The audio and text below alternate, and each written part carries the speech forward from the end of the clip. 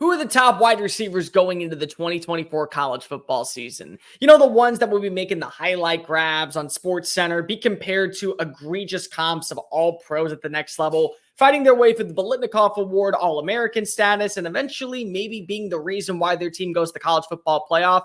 Well, yesterday, if you watched the Monday mailbag series, by the way, thank you for doing that. I said I was going to be dropping my top 10 videos. And lo and behold, like you people always do, you email me, you message me on Twitter going, well, you've already teased it. You might as well just come out with it now. Fine. I'm a man of the people. So let's go ahead and talk about my top 10 wide receivers going into 2024. Real quickly, if you're new to the channel, what's up? My name is Cole Thompson. I talk college football daily. So if this is the type of content you enjoy and need to have something to watch during the off season, make sure that you hit subscribe, hit the ring notification. That way you don't miss a single episode of just saying it. Tell your friends, family, mortal enemies, best of bros, college football fanatics everywhere about this channel, because we're on the race to become the #1 YouTube show talking about our favorite sport, but more importantly, the #1 college football community right here on YouTube. On top of that, I said if you want to be a part of the Mailbag Monday, which we do every Monday, email me, colethompsonwriting@gmail.com, or follow me on all the socials at Mr. Cole Thompson, TikTok, Facebook, Instagram, Twitter, whatever it is for you, go ahead and follow me there. Go and tell me what your question is, and if it doesn't reach the Mailbag Monday, I'll turn it into a one-off video. You'll actually see one of those videos later on today. So, top 10 wide receivers going into 2024. If this video does really well, and like every other video, because I'm doing a top 10 series, I'll do top 10 trios. I'll do top 10 units. I'll do top 10 everything. But let's just start off with the 10 wide receivers. I think most people have a good understanding of who are the top 3. Whatever the order is, it differs for everybody else, but I think we know who are the top names. But there are some names that are going to be slipping in on the back end that maybe a lot of people don't know because of where they played last season. Quickly, honorable mentions, Evan Stewart from Oregon. I just need to see it. I know the talent is there. He was really good in a limited role in College Station with Texas A&M. Can he be good in a full-time role as the new replacement for Troy Franklin and Will Stein's offense? CJ Daniels. Guy's a human highlight reel. I cannot wait to see what he does this upcoming season, now working alongside Garrett Nussmeier. Deion Burks, another guy I really wasn't high on until after spring football. Good God, the kid can fly down the football field like no one's business. He's going to be a big reason why I think Jackson Arnold hits his stride in Oklahoma sooner rather than later. Elijah Surratt. A lot of people don't know this name because you didn't watch Group of 5 football, but this is one of the best playmakers in the Group of 5 level for James Madison last year. Over 1,100 yards. He's reuniting with Kirk Cignetti now at Indiana. Maybe this is a reason why the Hoosiers are going to a bowl game this year. Juice Wells, again, James Madison, then goes to South Carolina. When he was at both schools, nearly a 1,000-yard playmaker on the regular. The only reason he's not in the top 10 is you're splitting reps with both Trey Harris, who is in my top 10, and another guy in Jordan Watkins. Zachariah Branch, human joystick for the Trojans. I just need to see it. Again, it's kind of the same thing with Evan Stewart. Talent there. Let's see it actually on the field. Isaiah Bond, 4th and 31, one of the best plays in college football last year. Can you be effective working with Jonte Cook, Matthew Golden, Silas Bolden, and having a good relationship with Quinn Ewers? Nick Anderson, you know what he can do against a team like Texas, because if he was the reason why they won the Red River rivalry, and it's a big reason why I think that you are going to see better results for Oklahoma this year. Lastly, Jeremy Bernard. I think that the big reason why we haven't talked about him is where he played last season. He was in Washington, where they already had 3 established wide receivers.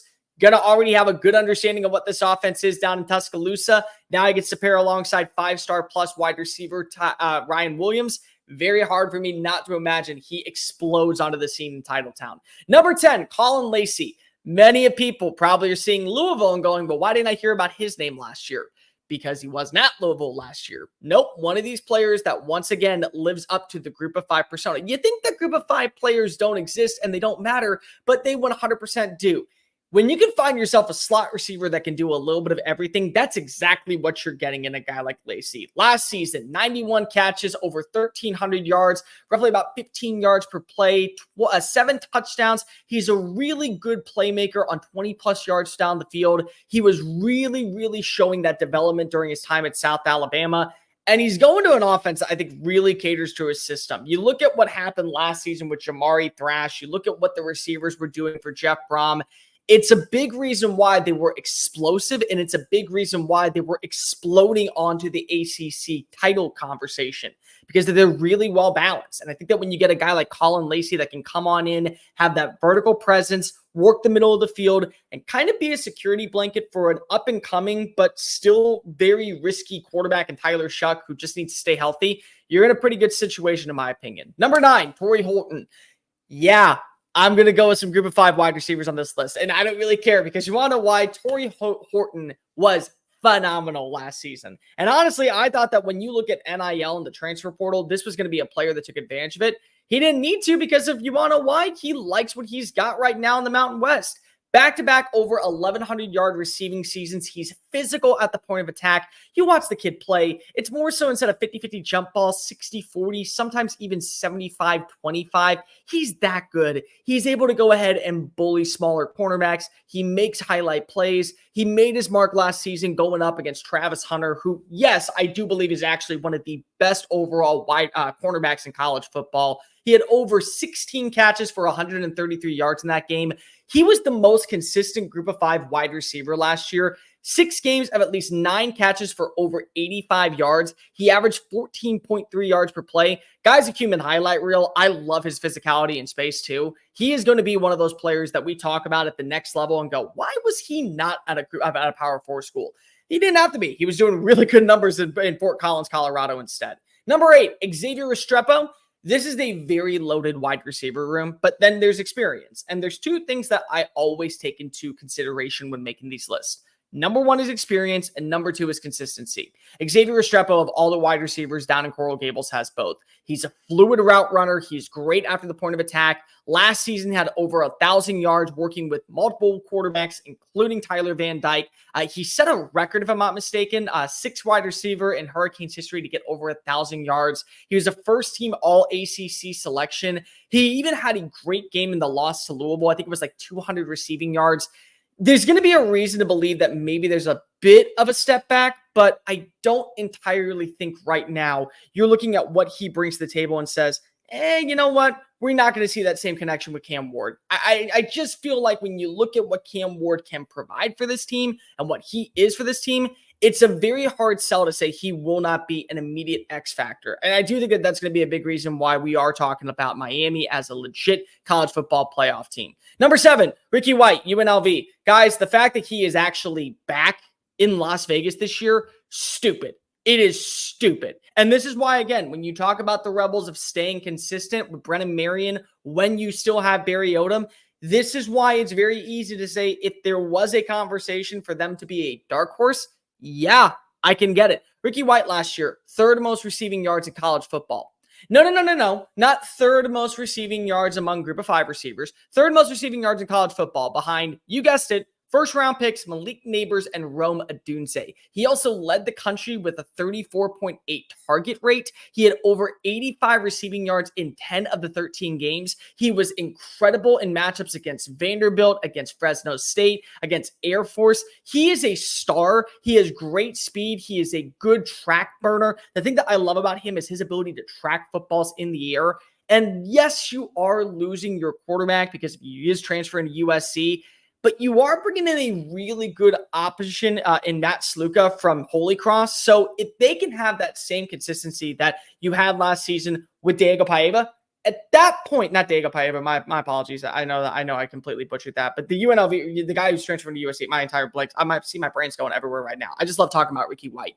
He's going to be another name, exactly like Torrey Holton, that comes on in and becomes that X factor. I like his speed. I like his ability. The fact that UNLV was able to keep him, this is why I can see a positive for NIL. You won't be able to keep the entire, in the great words of what was a caretaker in The Longest Yard, you won't be able to keep the entire Hershey bar, but at least you're able to get a Hershey's Kiss. That's Ricky White staying up in Sin City. Number 6, Kevin Compassion from NC State.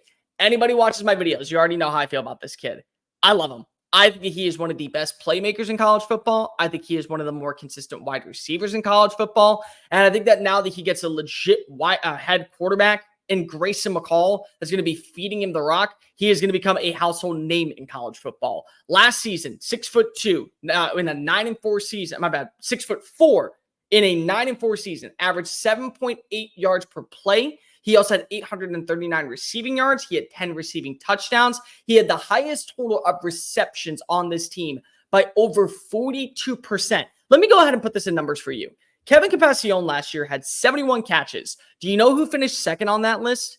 It was Keon Lezon, who had 28 catches. He's good in space. He's got great ability to create separation in the middle of the field. The part that I love about his overall frame is that he's still growing into it. He was a 5'11" wide receiver that came onto the scene very late in the process. When you look at what his upside is, that is why I think that NC State has a legit shot of being at least in the conversation of going to Charlotte. They're well equipped. They're adding in other weapons around him, including Justin Jolly, the tight end over from UConn. There's just a lot to like about this kid. And it's very hard not to think that he is going to become a household figure in college football by the end of next season, especially going into his junior season when you know there's going to be some names needed. 5, Tez Johnson.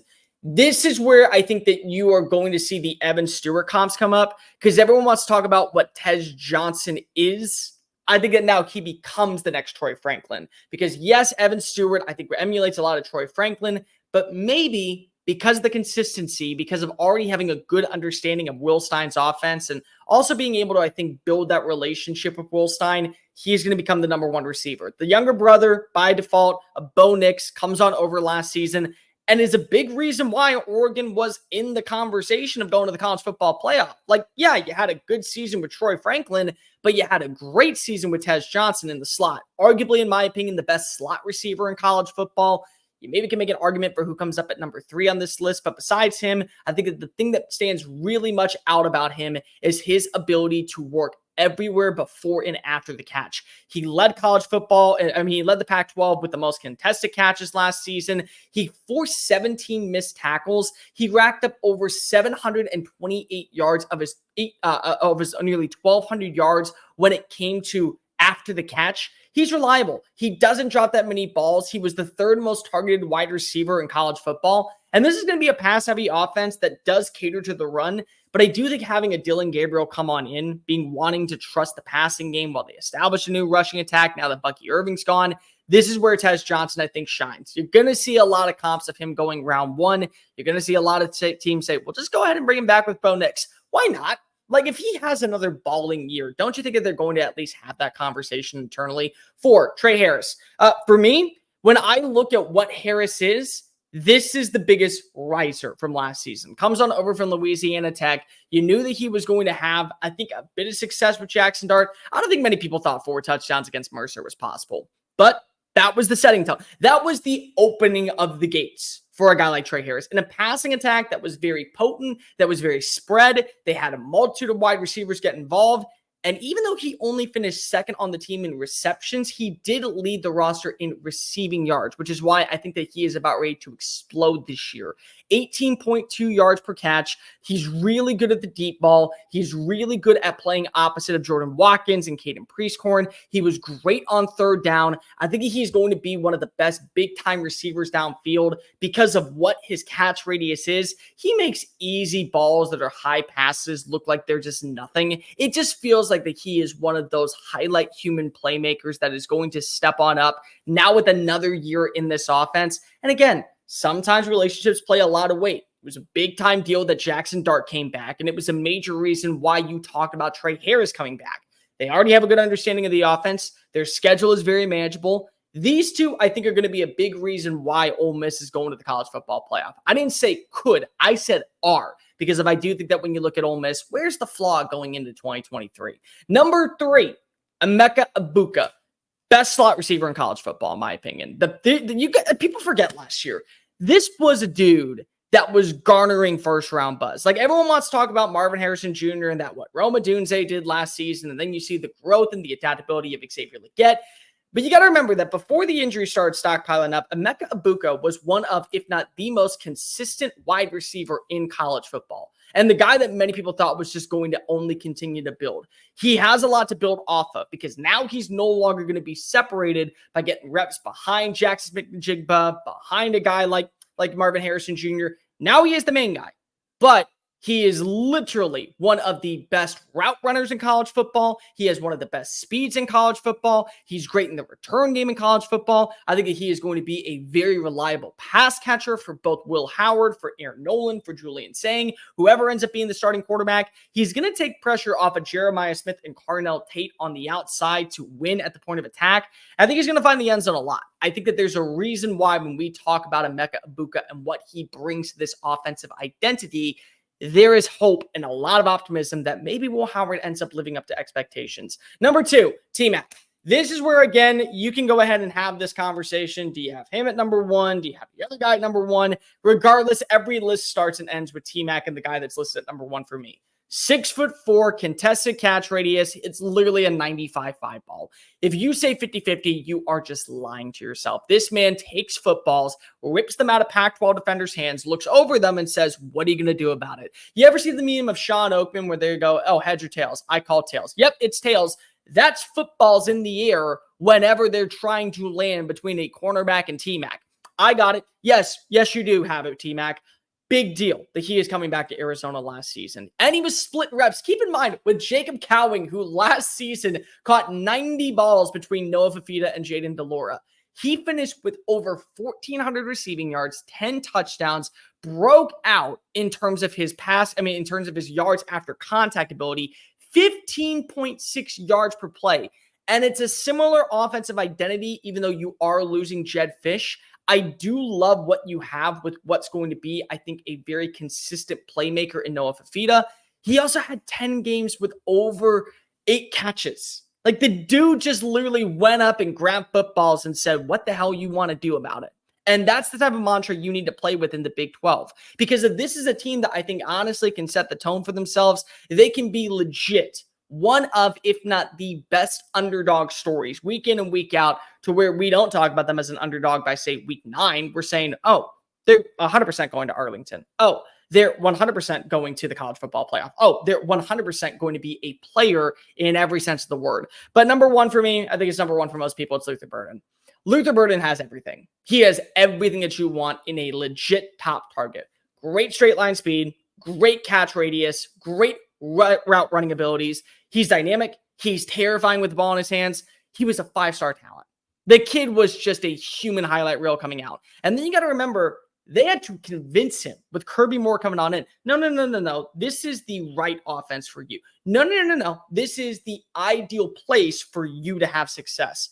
And he did. Over 1,200 receiving yards. They go win the Cotton Bowl. He also has 9 touchdowns, 14.2 yards per play. He was really, really good on living up to the highlight moment. He dropped 2 passes last year. Like, he was the second most targeted wide receiver on 3rd down. The other part that really stands out is that in every major moment, he was willing to deliver. He never dropped a pass when it came to the bright lights. He always lived up to the expectations. The part that I really love about his game more than anything else is that you saw him be able to continuously push this offense down the field. Missouri's not Missouri without Luther Burden. You're probably actually looking at a brand new coach without Luther Burden. You're definitely looking at a brand new offensive identity without Luther Burden. Maybe Brady Cook does not turn into Brady Cook. Maybe Theo Wease doesn't turn into Theo Wease. Everything starts and ends. Like, you know about the engine. Everyone has the engine of the car. The engine for Missouri's offense, even though Cody Schrader, I think, was the throttle, the engine is Luther Burden. You get the ball in number 3's hands, you're going to have a lot of positive success. And yes, it's the same offense. And yes, it is a much easier schedule. Bet your bottom dollar that without question, Columbia is, if not hosting a playoff game, they're going to be watching that playoff game at Fairhope Field because they understand, yeah, we got Luther Burden. We have the number 1 wide receiver. This, in my opinion, is the favorite to win the Biletnikoff Award. He's the favorite to be the number 1 overall receiver going into the 2025 NFL Draft. Those are my top 10 wide receivers going into this year. If this video does well, I'll do my top 10 wide receiver units in college football. So Oklahoma's going to be a lot higher. Ole Miss is going to be a lot higher. Is Arizona as high as these teams? Who's to say? But make sure you like, rate, review, subscribe. Leave a comment down below. Which wide receiver did I miss? Was I too high on? Was I too low on? Make sure that you tell your friends, family, mortal enemies, best of bros, and college football fans everywhere about this channel, because we're on the race to become the number 1 college football community right here on YouTube. Make sure that also you're following me on all the social media platforms at Mr. Cole Thompson. Have a wonderful, happy hump day. I will see you all tomorrow. Later. Hey, you made it to the end of the video. That's awesome. Thank you so much. But before you leave, make sure that you hit subscribe. And if you want to check out any of our other great work, make sure you click on one of the videos here. Am I pointing at the right spot? I'm not entirely sure. I'm really not.